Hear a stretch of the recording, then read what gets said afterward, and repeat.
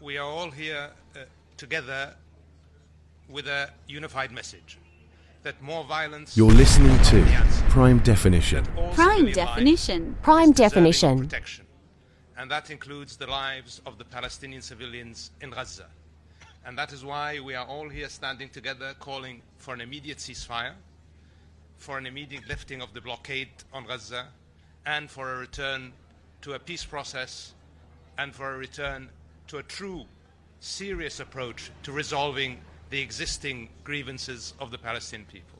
Without the international community standing by its existing commitments to the resolution of the Palestinian situation, we will never see a just peace. And without that, we cannot have true security in our region. We are all of one message on this, and we hope that the international community will come together to support those ideals. We condemn all killing of civilians. A ceasefire is a humanitarian imperative. We are facing a desperate situation in Gaza right now. We are facing an impending humanitarian catastrophe. Every hour we speak, more civilians in Gaza are dying, more people are getting injured. The situation is getting worse. A ceasefire is an absolute necessity immediately.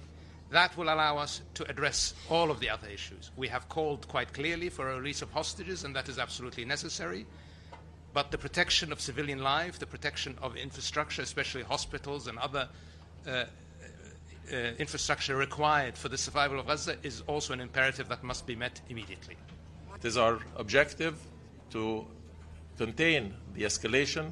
We call on the Security Council to undertake its responsibility as defined in the Charter to work for the cessation of hostilities, an immediate and sustained ceasefire, and to provide the protection for all civilians. Again, we condemn the targeting of all civilians, and we consider it imperative that the international community undertakes its responsibility to address the issues of gross violations of international humanitarian law.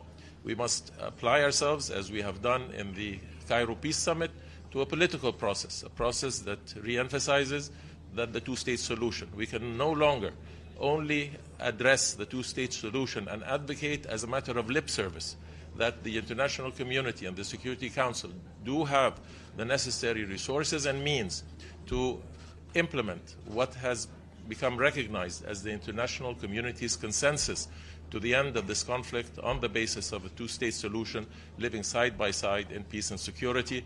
And this is what we seek, and this is what we expect. Thank you. ما هي الرسائل التي جاءت بها مصر اليوم بعد قمة السلام وبعد الترحيب الدولي الكبير من الجهود الدبلوماسية المصرية في تحرير المحتجزين بالأمس؟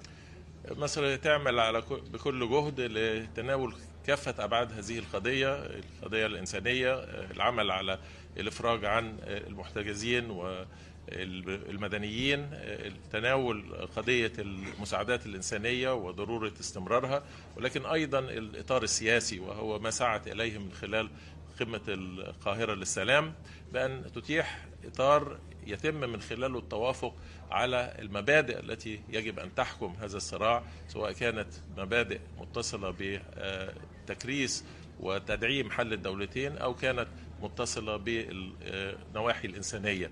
سوف نستمر في هذا بالتعاون والتضامن كامل مع أشقائنا في الدول العربية والدول الأخرى، ونأمل أن يكون هناك إدراك بأنه استمرار هذا التصعيد سوف يؤتي بأثار غاية في الخطورة على المنطقة وعلى السلم والأمن الدولي. Pamela Falk from CBS News.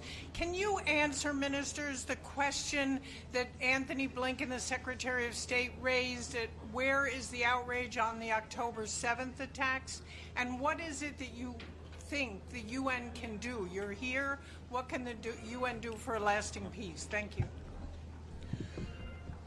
Before anybody else, we expressed outrage at the killing of civilians.